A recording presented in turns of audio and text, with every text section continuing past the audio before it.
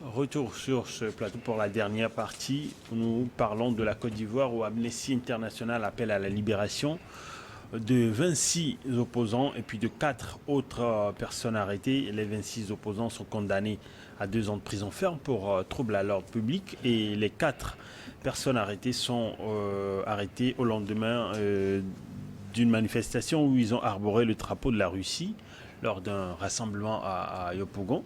Alors j'ai envie de demander, comme je disais tout à l'heure, si on ne tend pas vers un scénario de violence accrue quand on sait que il y a une guerre froide entre les différentes personnalités, Charles Blé Goudé, Laurent Gbagbo notamment, et Alassane Ouattara. Non, chacun essaie de son côté, quand vous appréhendez un peu la situation, chacun essaie de son côté de souffler l'apaisement, de montrer sa disponibilité au calme, à la paix. On ne tarde pas à réciter le vieux feu Boigny oui, qui parle de paix, n'est pas un mot. C'est des comportements. Donc, chacun essaie quelque part de profiter de cet héritage-là pour pouvoir conduire les faits. Mais les faits montrent que dans leur façon, la conception même de leurs propos, on ne sent pas trop des gens disposés à se faire des cadeaux. ou à se réconcilier eux-mêmes d'abord. D'abord, le problème est là, oui, quand Laurent Gbagbo était revenu de Belgique après son odyssée, comme on appelle, de la haie à la CPI, quand il est revenu, vous avez vu le semblant de réconciliation qui était, Al-Sara lui a offert au palais, où, bon, on s'en a mis des accolades et après, quand le monsieur est sorti, après il a créé son parti politique, c'est dire que tout ce que nous voyons en face, l'Ivoirien même dit, quand on voit le tombeau, il est bien blanc, joli, carrelé, mais à l'intérieur, c'est pourri. Donc je crois que c'est à ça que nous allons assister. Et souvent, qu'est-ce qui arrive? Il faut un petit mot pour encenser la base, et quand le moment viendra où on veut arracher, vous l'avez vu la dernière fois au Tchad avec Succès Masra qui a lancé son mouvement parce que on lui avait demandé, il s'est expliqué la dernière fois, moi je l'ai écouté, j'ai dit mais ça c'est de la foutaise que c'est des opposants, enfin le pouvoir, les oppositions en Afrique nous mettent dans des vagues incongrues, on ne comprend rien, nous qui sommes à la base, qui ne gagnent rien, on est là, on les regarde, ils se chamaillent eux-mêmes et après on envoie les gens dans la foulée et cela. Moi vous savez, quelqu'un m'a posé la question de savoir pourquoi est-ce que je suis aussi en verbe irrité. Moi, j'ai failli même perdre ma vie dans cette histoire de position. Voilà, comme ça, en Afrique, où j'ai failli se faire amputer le pied gauche. Et je me suis dit, mais il n'y a rien à gagner dedans. C'est d'autres. Le profit même est ailleurs. Vous voyez, à peu près. Donc, c'est cela qui nous arrive. Et vous allez voir qu'à un certain moment donné, la tension va commencer par monter, surtout qu'on va arriver, qu'on appelle aux échéances électorales, les législatives, les présidentielles. Vous allez voir que la tension va commencer par monter un peu, et le feu prend après. Et les discours antérieurs n'ont plus de valeur. Et c'est ça. C'est pourquoi moi je parle de l'éducation des masses. Il faut qu'on fasse comprendre que quoi qu'il arrive, celui qui est au pouvoir travaillera pour ses intérêts. Et donc pour moi, qu'est-ce que je dois gagner? C'est comment est-ce que je dois mener ma vie aux côtés de celui qui prend le pouvoir, il le prend. Moi, je ne peux pas prendre le pouvoir parce que je n'en ai pas la carrure. l'ambition même, je ne peux pas la susciter. Maintenant, certains sont divinement choisis pour diriger. Et ce sont eux qui y vont. Ce sont eux que Dieu place là-bas pour conquérir, compétir. Et encore qu'en Afrique, est-ce qu'il y a lieu de compétir? La question, je me la pose souvent. Je ne trouve pas la réponse. Je ne suis pas là, comme on appelle l'opinion africaine. Elle est personnelle à moi. Mais je dis quelque part, vous allez voir en Côte d'Ivoire ce que nous ne souhaitons pas. Parce que nous avons nos frères, nos familles éparpillées dans le monde entier. Et quand ça pète, ça ne nous arrange pas. Les morts en Afrique, on en a trop. Donc j'en appelle au centre de responsabilité des politiques, des autorités ivoiriennes, des politiques ivoiriennes, de faire tout et tout pour que ce climat-là ne s'envenime pas, que les gens sortent encore dans la rue avec des machettes, des balles blanches. On dit l'armée a tiré à balles blanches, mais après on dit c'est balles réelles. Il y a eu 50 morts. Et les médias mensongers, eux, ils en profitent pour, je dirais, engloutir l'Afrique, l'enfoncer pour que l'Afrique ne se développe. Donc, j'en appelle au sens de responsabilité Laurent Gbagbo, oui, de Charles Blé Goudé et surtout du président Alassane Ouattara, que l'Afrique en a suffisamment pleuré, que ça suffit. Alors, vous ne pensez pas que c'est notamment Laurent Gbagbo, Charles Blé Goudé ou encore Alassane Ouattara qui sont en train de manipuler la population?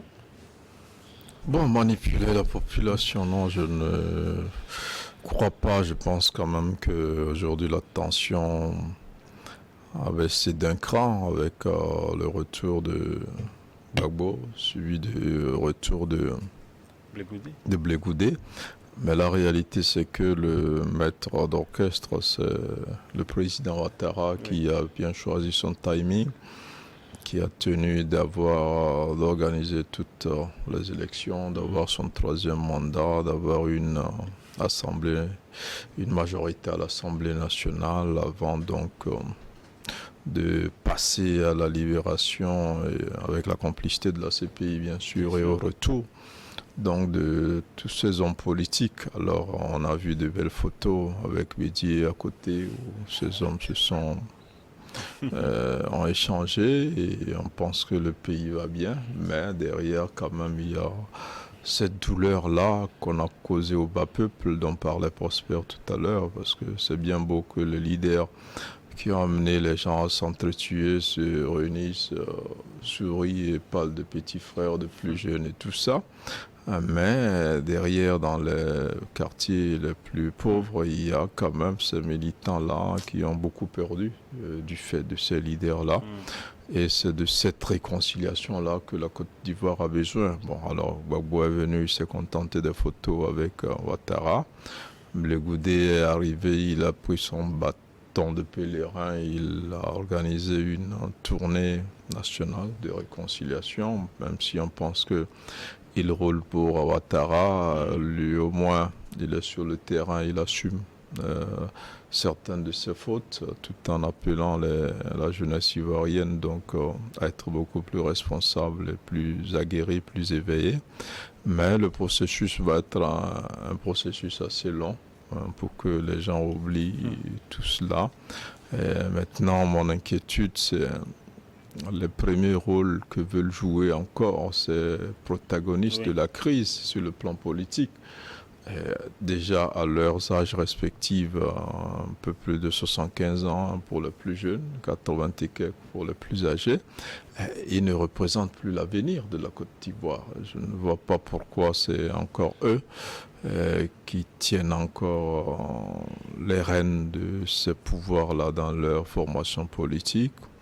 Bon, mais après, je crois que ils devraient se rendre compte qu'ils n'ont plus l'énergie, ils n'ont plus beaucoup à offrir. Donc, à la Côte d'Ivoire, ils doivent faire la promotion des jeunes et mettre les jeunes et rester en arrière, les former, les aider, les accompagner pour que la politique se fasse autrement. Mais après, je ne pense pas qu'il y a un grand risque aujourd'hui de manipulation des populations parce que vous avez vu un peu comment s'est déroulée l'élection présidentielle la dernière fois. Il y avait des partis qui avaient appelé à faire barrage au processus.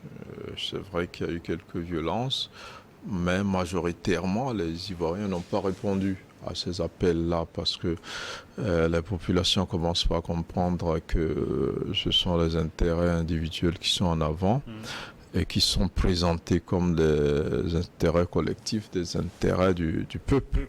Et donc aujourd'hui, je ne suis pas sûr qu'après ce que la Côte d'Ivoire a traversé, dont les cicatrices sont encore réelles aujourd'hui, voilà, les gens vont se laisser faire. Et donc aujourd'hui, des acteurs comme Blé Goudé, qui représentent à mon avis l'avenir, parce qu'il est encore jeune, ont pris une autre direction, semblent se démarquer un peu de Laurent Gbagbo, même s'il n'est pas totalement dans les bras de Ouattara.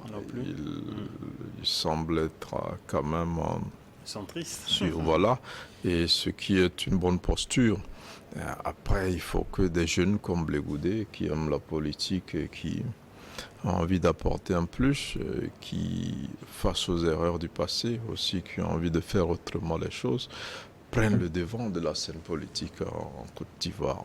Ouattara a un grand rôle à jouer. Avant la présidentielle, il avait promis qu'il travaillerait avec Bédié pour l'arrivée d'une classe beaucoup plus jeune aux affaires en Côte d'Ivoire. Malheureusement, ça n'a pas eu lieu. Lui-même est revenu. Aujourd'hui, espérons qu'avec ce mandat-là, il prenne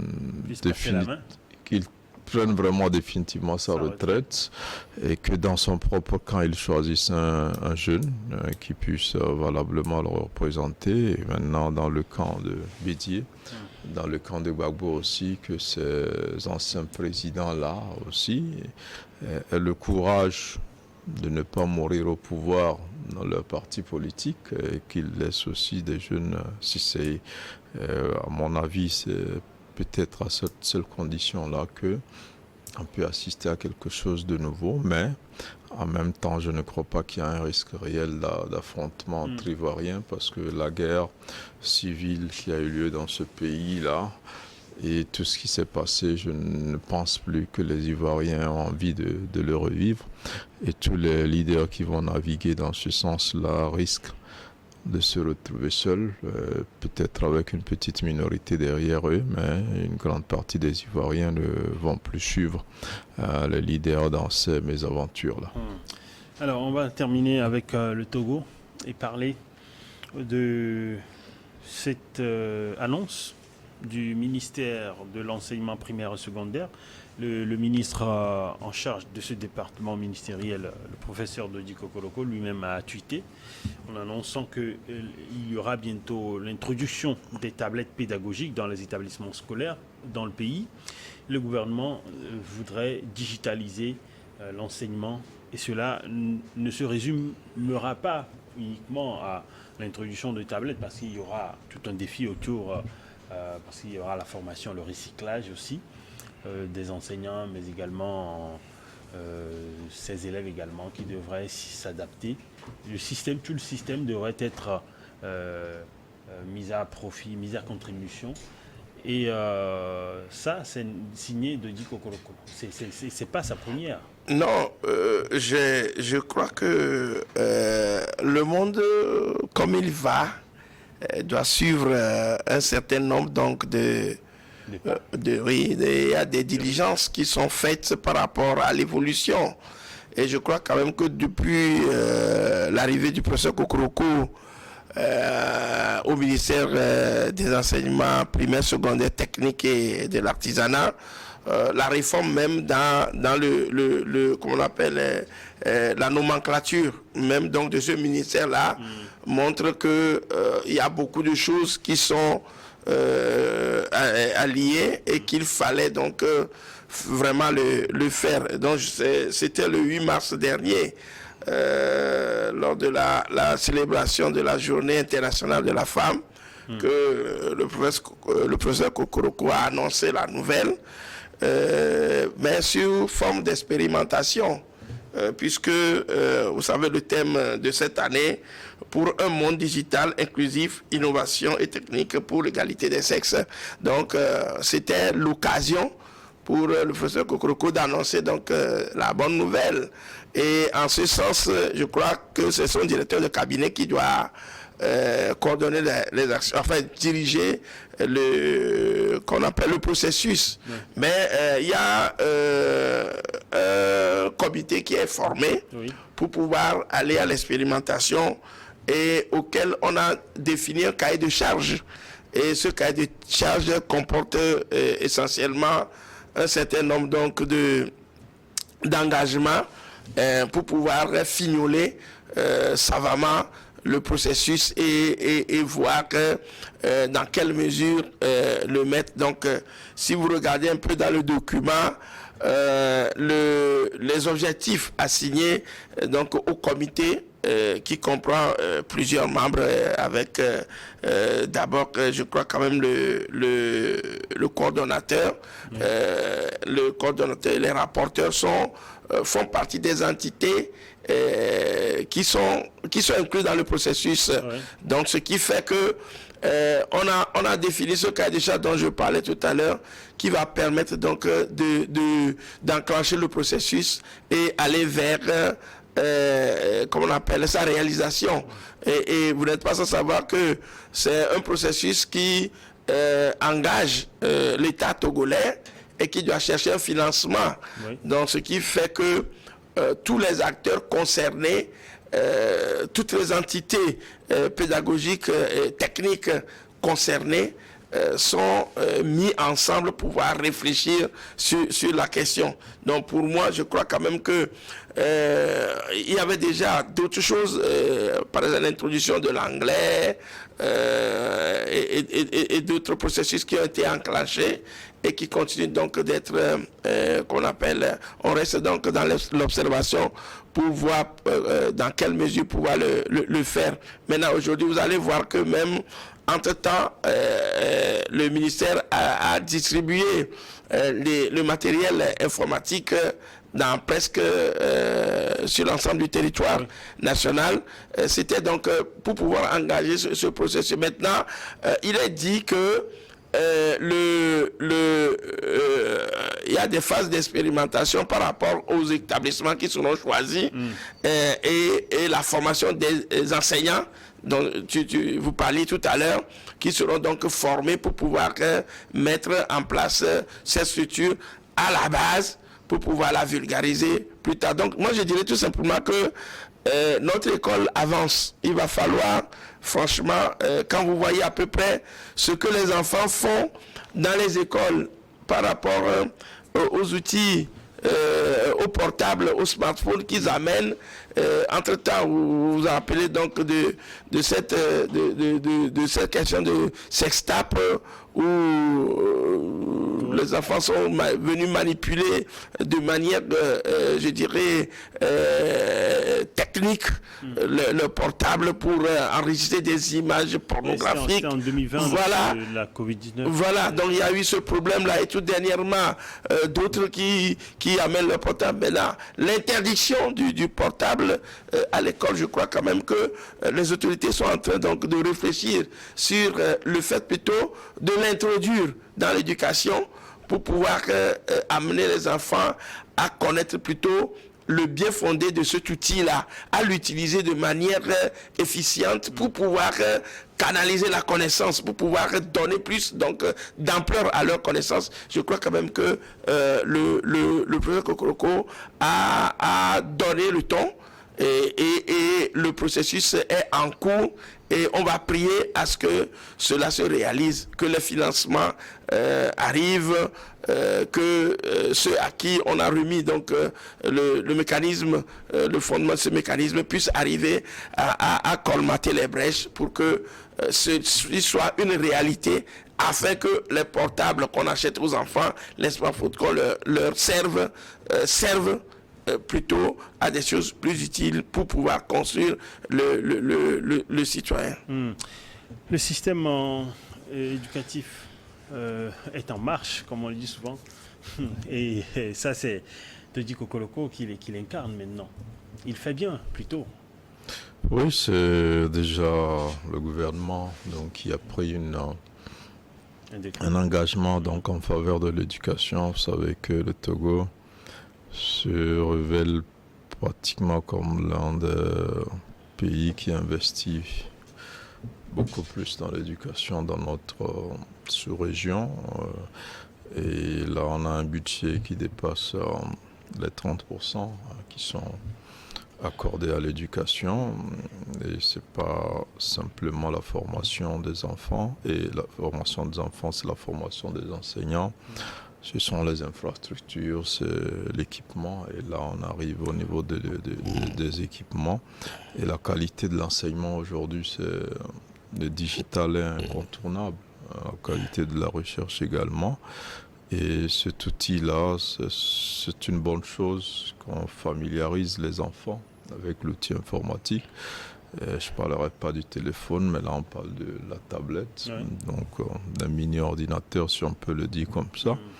Et si demain, dans les écoles primaires ou dans les collèges, on arrive, ne serait-ce qu'à titre expérimental, comme l'a annoncé le ministre, à asseoir dans certains établissements. Donc l'usage de cet outil-là, ça va être un plus pour la formation de nos élèves. On le voit un peu dans les pays occidentaux, tous les enfants disposent d'une tablette. Et aujourd'hui, le Togo a aussi fait le choix de devenir un hub digital dans la sous-région. Donc il ne faut pas attendre d'aller à l'université pour apprendre à utiliser le digital. On a vu que c'est vrai que depuis quelques années, le Wi-Fi est disponible dans les universités et avec ce projet-là, Internet va être disponible aussi dans les écoles pour que les enfants puissent l'utiliser. Donc c'est vraiment une très bonne chose.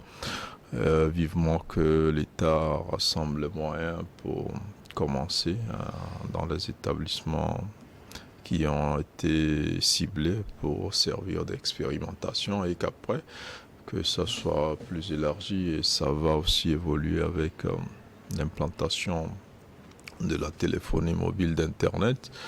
Nous avons des fournisseurs d'Internet aujourd'hui qui font des efforts aussi pour qu'on ait Internet de qualité.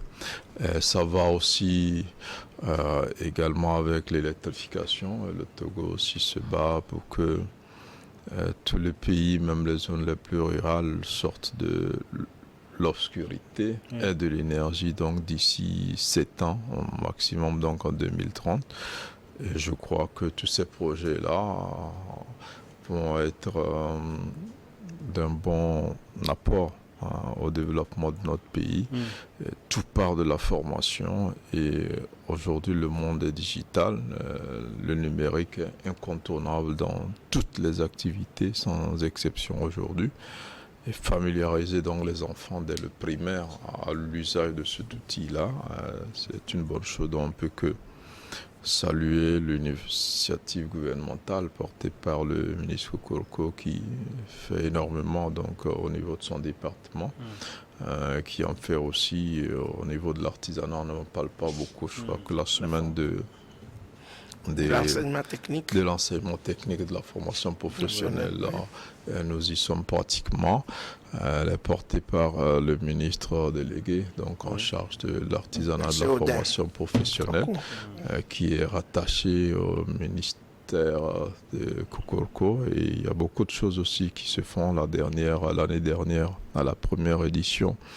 Je crois que dans les lycées techniques, les élèves ont fait des démonstrations pas possibles. Donc on a vu tout ce qui a pu être créé par ces apprenants-là. Et donc se dire qu'au Togo aujourd'hui, beaucoup de choses se passent en termes d'enseignement, en termes de formation, et qu'on ne peut que saluer cela. Et donc inviter les parents à profiter de ces opportunités-là pour inscrire leurs enfants dans les écoles qui portent déjà ces programmes-là, pour qu'ils puissent bénéficier d'une formation de qualité. Alors, on arrive pratiquement au terme de cette émission. Vous avez encore quelque chose à dire à propos?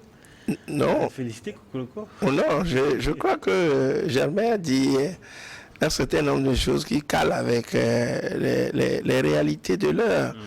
Et je crois quand même que si le professeur Kokoroko est arrivé à transformer donc l'université par rapport à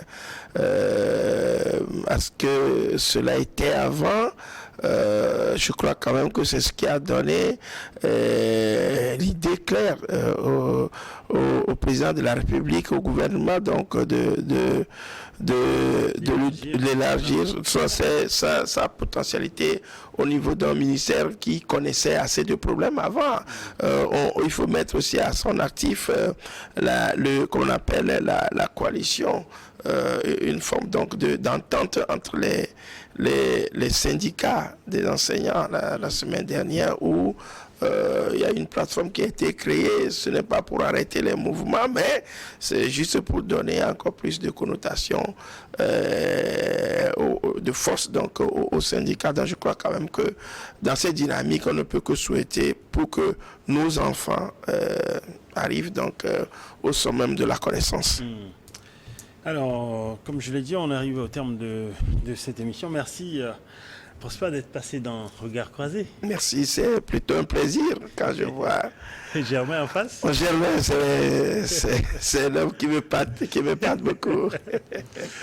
Alors, Germain, merci également. C'est nous qui vous remercions. Merci à Prosper aussi pour ces échanges intéressants. Merci à tous ceux qui nous ont suivis. Merci à vous, nos chers téléspectateurs, donc surtout. Merci à la régie également qui nous a aidé à préparer cette émission et à nous conduire jusqu'à la fin. Merci à nos caméramans derrière nos caméras. Merci à vous, nos chers téléspectateurs, pour